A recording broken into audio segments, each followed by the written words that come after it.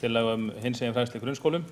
Þá tekið fyrir 7. liður á dagskrá fundarins, tillaga fulltrúa í ungmennaráði Vesturbæjar aukið úrval í mötuneytum grunnskóla í Reykjavík. Og Arndís María Ólafsdóttir, fulltrúi í ungmennaráði Vesturbæjar, tekur þá til máls.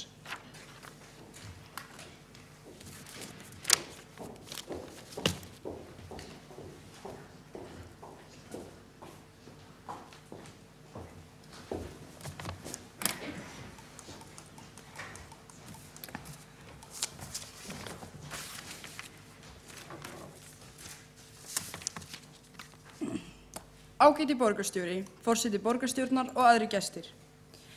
Frá því að ég byrjaði í grunnskóla hefur mér fundist hádegismaturinn í skólamötuneytinu hreint út sagt óásættanlegur. Og langflestir sem ég hef talað við, sem sagt jafnaldrar mínir, þetta málefni eru sammála mér. Þetta náttúrulega má ekki viðgangast og þarfnast virkilega lagfæringa. Á síðunni Rafræn Reykjavík segir skólamötuneyti. Máltíðin kostar 455 krónur. Innheimt jafnaðargjald með 20 daga í mánuði eða 9.270 krónur. Ekki innheimt fyrir mat í júlí og ágúst. Foreldrar greiða einungis skólamáltíðir fyrir 2 börn, önnur njóta 100% afsláttar. Þetta gerir það bil 92.700 krónur á ári fyrir hvert barn sem gerir 185.400 krónur hámark eða fyrir 2 börn.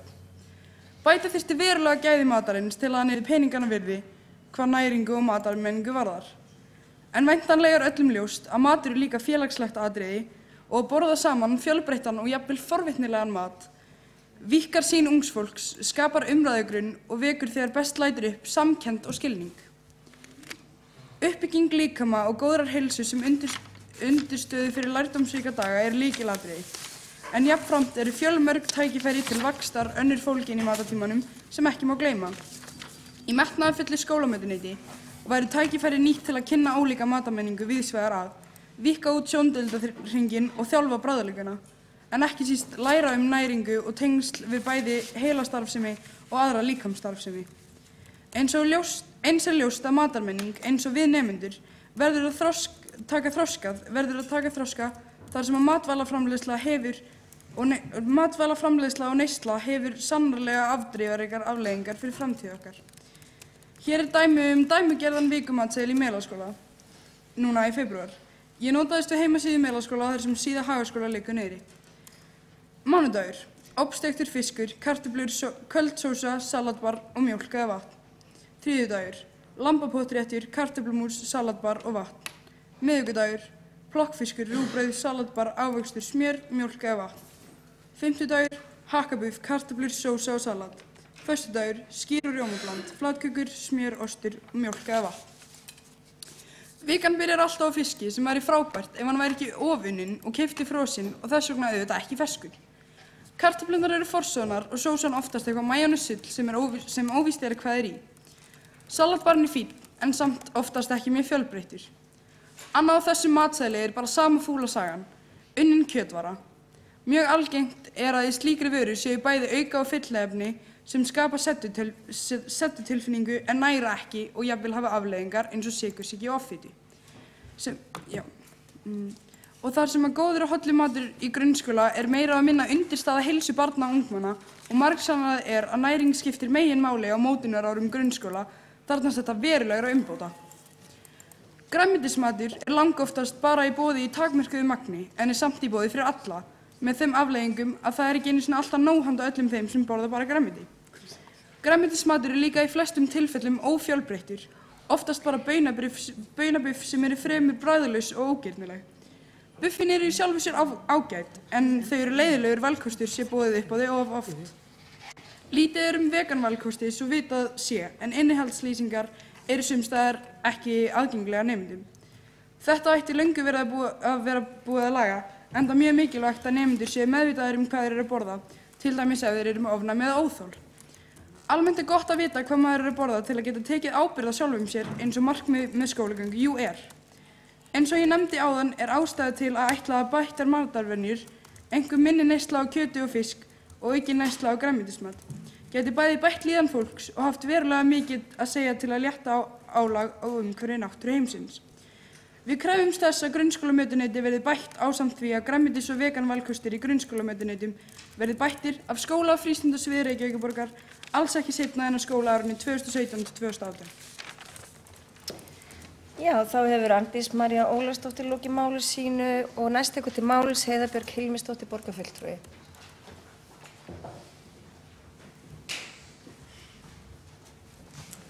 Forseti og borgarfulltrúar og ungmennaráðsfulltrúar. Hér lagt til þess að við sjáum til þess að mötuneytin auki úrval grænmetis- og veganvalkosta og tryggi innihaldslýsingar, en mér fannst nú samt í ræðu Arnbjargar Maríu Ólafsdóttur kannski Arndísar Maríu Ólafsdóttur hafi komið fram fleira heldur en það, en og sjálfsagt að og auðvitað á eiga gæði matarins að vera þannig að það sé gaman að borða og maður hlakki til og sem flestir neyti matarins. Ég fagna tillögunni innihaldslýsingarnar, ég held að það sé mjög mikilvægt. Það mikilvægt að hafa aðgang að innihaldslýsingum á matvælum og líka aðgang að upplýsingum næringarinnihald, orku og prótein og fitu hlutföll og slíkt. Því að maturinn auðvitað miklu meira heldur en bara næringin. Það margt annað líka sem að mann langar að taka inn á. Við bættum við 100 krónum í fyrra ofan á hvern við kostnaði hvern matarskamt af því að við vildum auka gæðin, af því við höfum heyrt það að það veri ósk það. Og skóla- og frístundasviðið að fylgja því eftir. Og það eru sett mjög ákveðin næringarmarkmið fyrir matinn, en síðan spurning hvernig því fylgt eftir. En það auðvitað margt annað sem hefur áhrif á hvernig maður upplifir máltíðir og hvernig manni líður og það til dæmis svo umhverfið þar sem máltíðan neytt, félagsskapurinn, að geta haft áhrif á það hvað á boðstólnum og maturinn sé listugur og bragðgóður og fjölbreyttur. Þetta verður allt saman áhrif á hvernig maður upplifir matinn og hvernig áhrif hann hefur á mann. Og auðvitað líka hægt að senda skilaboð með matarvali og ég skil vel að það sé kannski hugsanlega eitt af því sem maður getur gert ef maður með innihaldslýsingar. Maður getur til dæmis sendt skilaboð með því að sniðganga vörur úr dýraríkinu eða sniðganga vörur sem eru framleiddar í verksmiðjulandbúnaði eða eitthvað slíkt. Og þá, ef maður sniðgengur þar, þá maður náttúrulega að senda því skilaboð þannig framleiðsla hugnist mann ekki eða þá að maður vilji vera umhverfisvænni eða annað. Þannig að eðlilega skil ég að grunnskólanemendur vilja vera upplýstir og geta tekið upplýst ákvörðun og það líka alveg í takt við það sem við höfum ákveðið. Það svona bæði í því fræðsla og líka svona lýðræðisvinkill. Sumir skólarnir eru með þetta þannig, þeir eru með matseðla með upplýsingum innihald og næringargildi á heimasíðunum og það stefnan að það verði í öllum skólum. Það þó ekki þannig að það sé innihaldslýsing í hverju einni matvöru. Þannig að það ekki endilega bara ef þú vilt bara skoða sósuna eða hvernig eða slíkt. Það getur vel verið að það verði hægt í framhaldinu en nú verið að skoða heildarmatseðilinn. Við höfum oft rætt hér í borgarstjórn að það væri kostur að það væri allstaðar boðið upp á grænmetisfæði eða veganfæði, jafnframt meðfram hefðbundnum réttum, þannig að fólki hefði þetta val, en við höfum ekki þorað að taka þá ákvörðun hér vegna þess að það var óvissa með bæði kostnaðinn og líka getu mötuneytanna til þess að bjóða upp á þann valkost allstaðar. En við ákveðum hér að stofna stýrihóp sem hefur það verkefni að móta matarstefnu fyrir Reykjavíkurborg og í honum sitja bæði kjörnir fulltrúar og embættismenn frá öllum sviðunum. Og þetta eitt af því sem við munum skoða þar. Því það hefur auðvitað margvísleg áhrif að grænmetisfæði hefur margvísleg áhrif. Það að mörguleyti oft hollara fyrir líkamann ef það rétt gert og samsett og það líka ódýrari fyrir náttúruna og umhverfisvænni kostur í flestum tilfellum. Þannig að við höfum viljað að setja það og þetta eitt af því sem við höfum nefnt þar. Við erum auðvitað að framleiða rosa mikið af mat, Reykjavíkurborg, við erum að kaupa mat fyrir 2.000 milljónir og framleiða kannski 20–25.000 máltíðir í hádegi, ótrúlega mikið ef við tökum allar stofnanir og öll mötuneyti starfsmanna og þannig að við getum haft mikil áhrif, þannig að það mjög spennandi þegar þessi matarstefna kemur og ég vona þá að hún svari einhverju af þessu sem að þú hefur sett fram. Almennt þá ánægja með mötuneytin þegar gerðar eru kannanir, en ég veit ekki, það er sjálfsagt að hlusta eftir röddum sem eru þar á móti. Þannig ég legg bara til að þessari fínu tillögu verði vísað til stýrihóps um mótun matarstefnu og að sá stýrihópur fundi með ungmennaráðinu og heyri bara ykkar sjónarmið betur í betra samtali það hvaða áherslu þið myndu vilja sjá í matarstefnu fyrir Reykjavík. Þá hefur Heiða Björg Hilmisdóttir borgarfulltrúi lokið máli sínu og næst tekur til máls Áslaug María Friðriksdóttir, borgarfulltrúi.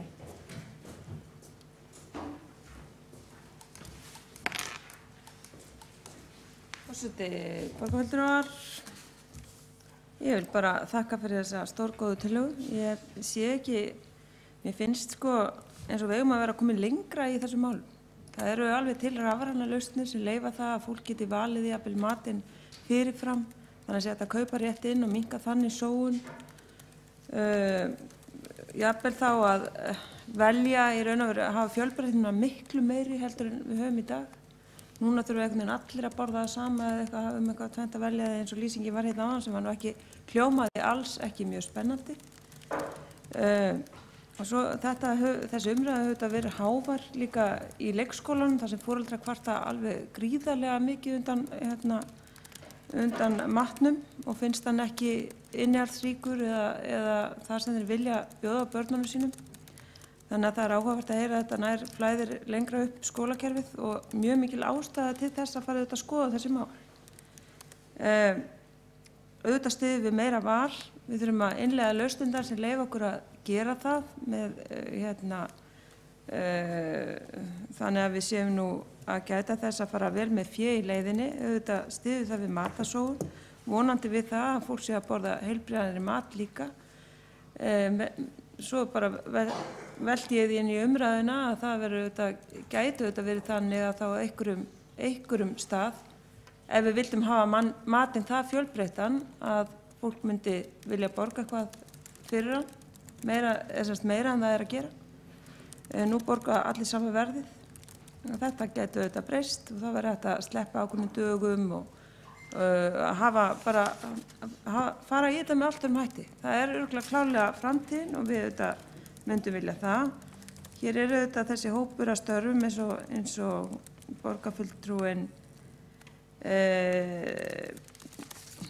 talaði hér áðan og sjálfsagt að sá hópur fái þetta til skoðunar. Svo langar mér nú bara að minnast á það, auðvitað